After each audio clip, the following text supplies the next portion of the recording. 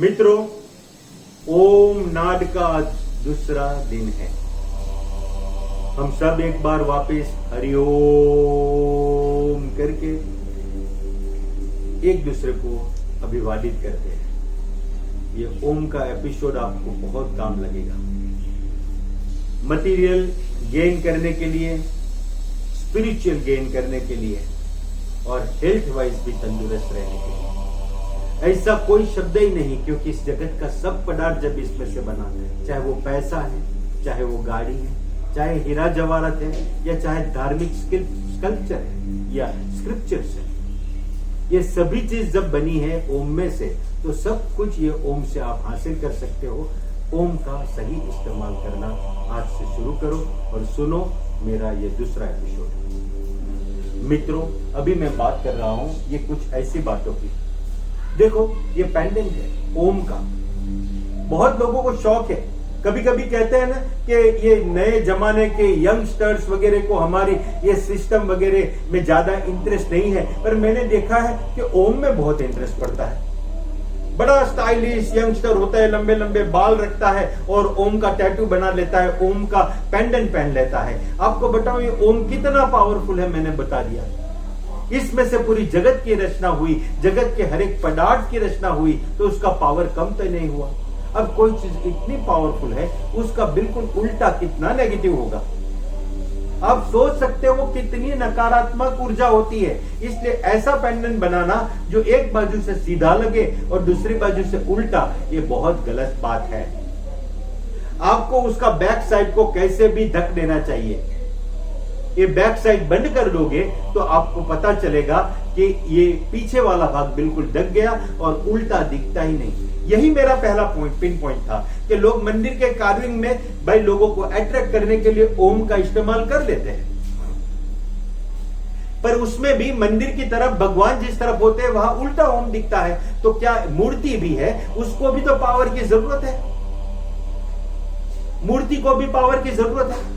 तो आप ये समझ लो कि वहां पे उल्टी एनर्जी कोई ओम जैसा शक्तिशाली शब्द डालेगा तो मूर्ति भी नेगेटिव हो जाएगी।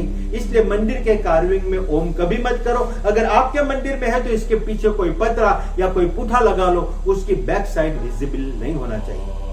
बहुत सी बड़ी बड़ी ऑफिस में कभी कभी सब कुछ वास्तु से होता है, और मैं देखता हूं कि उसके जो दरवाजा होता है मेन साहब की कैबिन का, वो कांच का होता है, शीशे का, और इसके ऊपर ओम बाहर से लगाया हुआ होता है। वही शीशे में अंदर से उल्टा ओम दिखता है। जब उल्टा ओम कैबिन में दिखता है तो वो कैबिन पूरी नेगेटिव ऊर्जा से भर जाती है।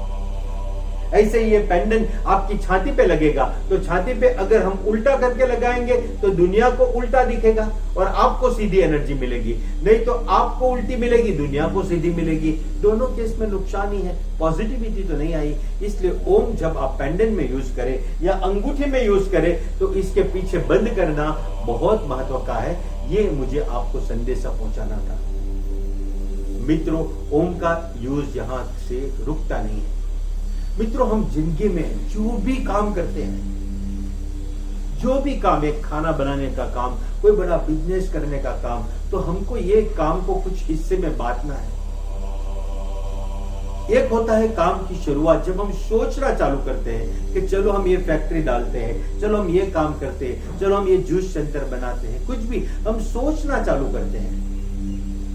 और जब हम सोचे तब सही सोच ही माइंड में आनी चाहिए। हम कोई भी सब्जेक्ट को लेके आगे बढ़ना चाहते हैं तो आगे जाके क्या पॉजिटिव होगा, क्या नेगेटिव होगा, सब समीकरण अगर साथ में माइंड में आ गया तो सक्सेस होने के चांस कितने बढ़ जाएंगे। और ये काम करने के लिए आपको पूरब दिशा में घर के ब्रह्मस्थान से 4-5 फीट दूर ओम रखना चाहिए, और वो ग्रीन कलर का रखना चाहिए। ये हरे कलर का ओम रखने से आपकी सोच सकारात्मक हो जाएगी। मतलब आप कोई भी काम की शुरुआत करेंगे तो सही सोच आपके माइंड में आएगी। जब शुरुआत करेगी तभी पता चल जाएगा कि यहाँ आगे जाके कितना फल मिलेगा, या हम हवा में तो नहीं सोच रहे, हम फेल तो नहीं जाएंगे, सब चीज समझ में आ जाता है। अब दूसरा महत्व का होता है कि हमने एक काम नक्की कर लिया, हमको पता है कि एक काम में सक्सेस मिलेगी ही, पर हमको प्रॉपर सारथी चाहिए। सारथी सबको चाहिए। अर्जुन को भी कृष्ण भगवान को सारथी बना दिया था। सारथी मतलब ऐसा कोई हमको अपॉर्चुनिटी, कोई आदमी, कोई माहौल, कोई पैसा का स्रोत जो हमारा ये प्रोजेक्ट को आगे ले जाए। हमको ये जर्नी में हमने सोच लिया तो उस जर्नी में हमको आगे ले जाने वाला एक ड्राइवर चाहिए। और वो दक्षिण दिशा में एक लाल कलर का ओम ब्रह्म स्थान से घर के सेंटर से 5-6 फीट दूर लगा के आप वहां पे दृष्टि करके थोड़ा बहुत सोच लो, आपको पता चलेगा कि who can be your best accompany person, जो आपको सही मुकाम पे पहुंचा ही देगा। वो इधर उधर नहीं भटकेगा, वो गलत टाइम पे नहीं सोएगा। मतलब एक सही ड्राइवर, आप ड्राइवर का मीनिंग लिटरली ड्राइवर मत ले लेना, पर आप जो जर्नी पे निकल पड़े हैं वहां पे ऐसा मोटिवेशनल फोर्स जो आपको उस मंजिल तक ले जाए, वो दक्षिण दिशा में। अब आया घूम के पश्चिम दिशा, वेस्ट, जहां पे सूर्य सेट होता है। अब हम आगे निकल पड़े सारथी को लेके, तो हमारी तीसरी प्रेयर ये होती है कि रास्ते में विघ्न कम आए। कहीं बाढ़ आ गई, कभी तूता रास्ता मिल गया, कभी बहुत सिग्नल मिल गया, कहीं ट्रैफिक का चौकअप मिल गया और हमारी गाड़ी रुकती है, कभी बहुत बारिश आ गई, कभी बहुत धूप आ गई। तो ये सब चीज नेचुरल सहयोग मिले, लोगों का सहयोग मिले ऑन द रूट, मतलब हम कोई भी जर्नी लेके निकले हैं, चाहे एजुकेशनल या प्रोफेशनल, तो उस जर्नी में हमको सही सहयोगी मिले। इसलिए वेस्ट में गोल्डन कलर का ओम लगा के आप दृष्टि करें। अब हमको सब सहयोगी भी अच्छा मिल गया, सारथी भी अच्छा मिल गया, विचार तो शुरू से ही सही किया था, तो हम मकाम पे पहुंच गए उत्तर दिशा में।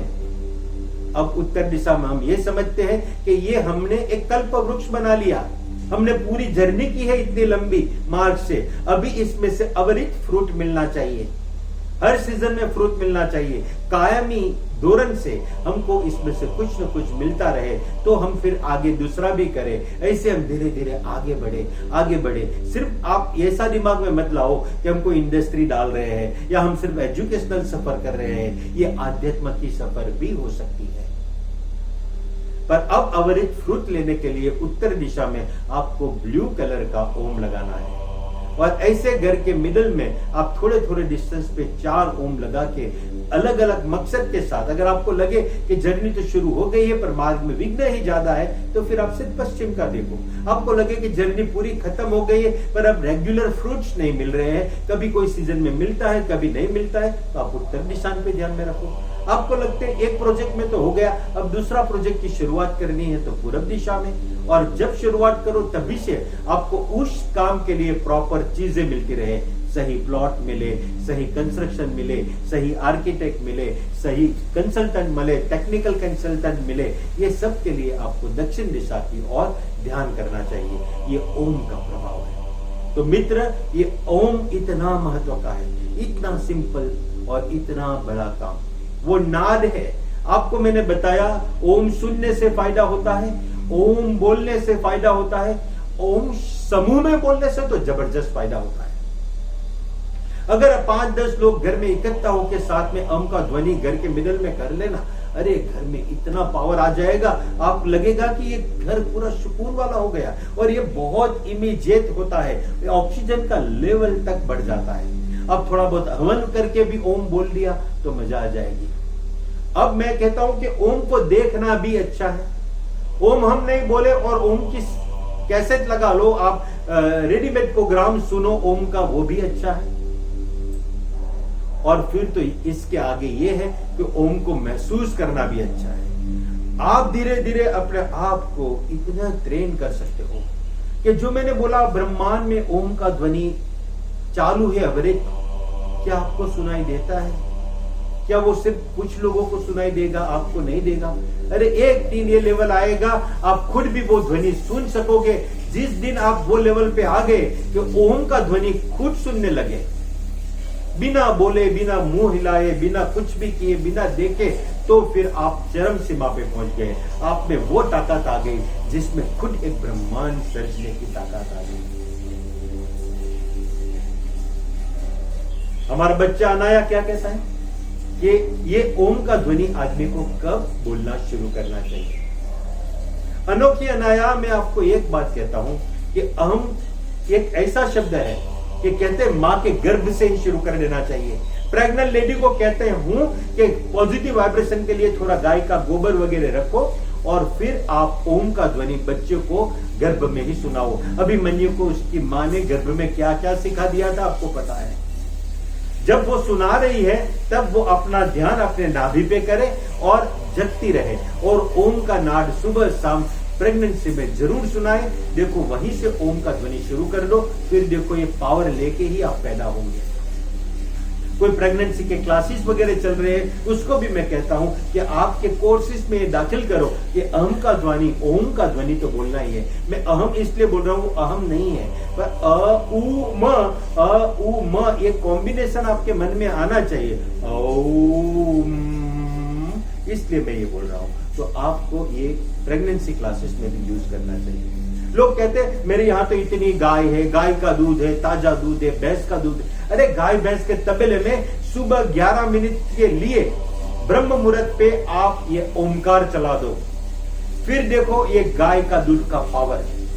ये भी प्रूव हो जाएगा कि गाय का दूध में एक अलग वाइब्रेशन आते हैं। भैंसा का दूध भी हो तो भी क्या, उसमें भी वाइब्रेशन आता है, क्योंकि उसने ओमकार सुना हुआ है।